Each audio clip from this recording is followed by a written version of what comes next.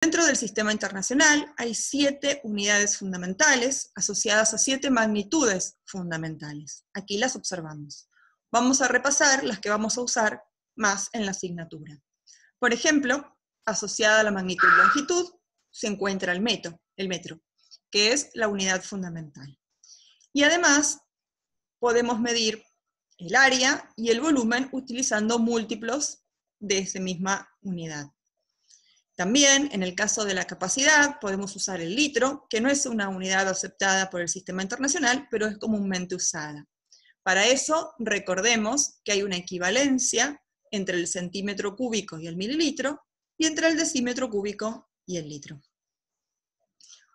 Otra magnitud que se usa mucho en la ciencia química es la medición de las masas, en este caso utilizando la unidad kilogramo. Acá vemos diferentes balanzas que son las que se usan para poder medir la masa de los objetos. Una muy antigua, la balanza de platillos, y otras más modernas como son la balanza de precisión o granataria, que puede tener una precisión de hasta la décima del gramo, y la balanza analítica, que tiene una precisión de hasta la 10 milésima del miligramo. El kilogramo es la unidad correspondiente por el sistema internacional para esta magnitud, y fue modificada en mayo del 2019. Otra unidad fundamental que debemos manejar es la unidad asociada a la magnitud temperatura. La más conocida por nosotros es aquella asociada a la escala Celsius, escala creada a partir del agua, asignándole 0 grados Celsius al punto de fusión normal del agua y a 100 grados Celsius al punto de ebullición normal del agua. Esta escala posee valores negativos.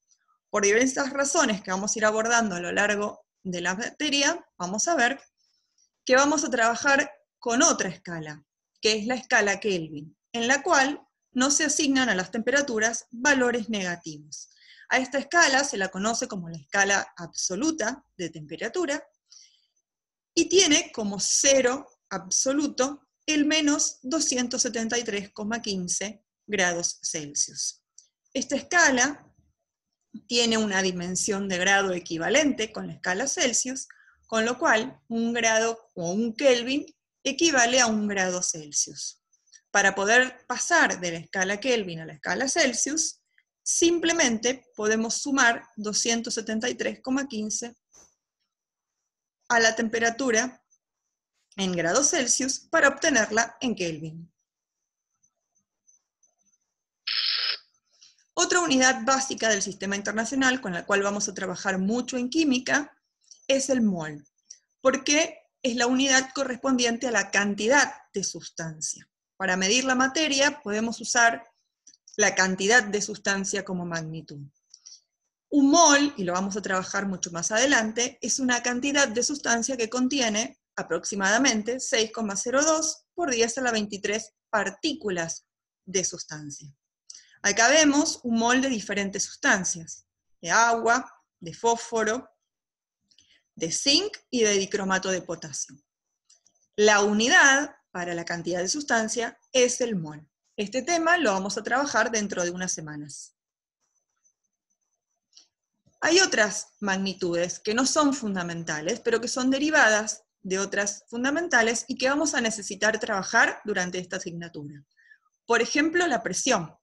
La presión es una fuerza aplicada a una superficie. Por ejemplo, como la presión que ejerce la atmósfera sobre la superficie de la Tierra, que tiene que ver con el peso o la masa de esa atmósfera en el punto de la Tierra en donde es aplicada. Para medir la presión, el sistema internacional usa la unidad derivada Pascal, que es el Newton sobre el metro cuadrado.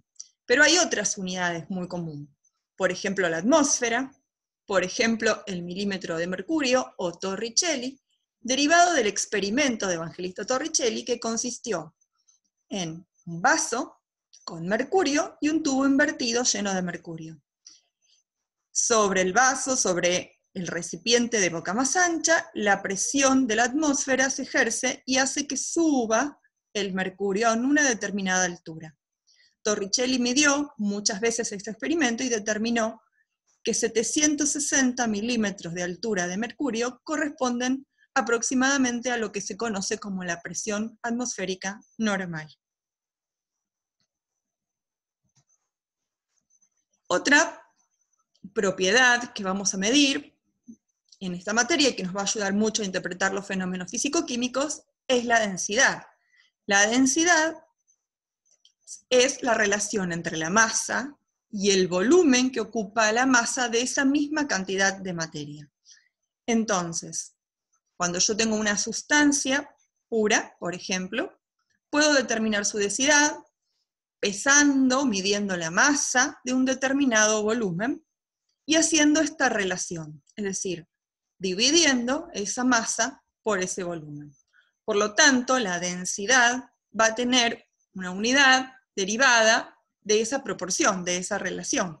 En el sistema internacional va a ser kilogramos sobre metros cúbicos, pero se suele usar también gramos sobre centímetros cúbicos o su equivalente gramos por mililitro. Vamos a ver más adelante esta propiedad con mayor profundidad, pero por ahora podemos relacionarla en el sentido de que es una estimación de qué tan denso es una sustancia. Por ejemplo, en el caso de los aceites son menos densos que el agua. De ahí que el petróleo, al ser derramado sobre cuerpos de agua, flote sobre el agua, generando las famosas manchas de petróleo. No hay que confundir densidad con viscosidad. Por ejemplo, los aceites son más viscosos que el agua, pero son menos densos.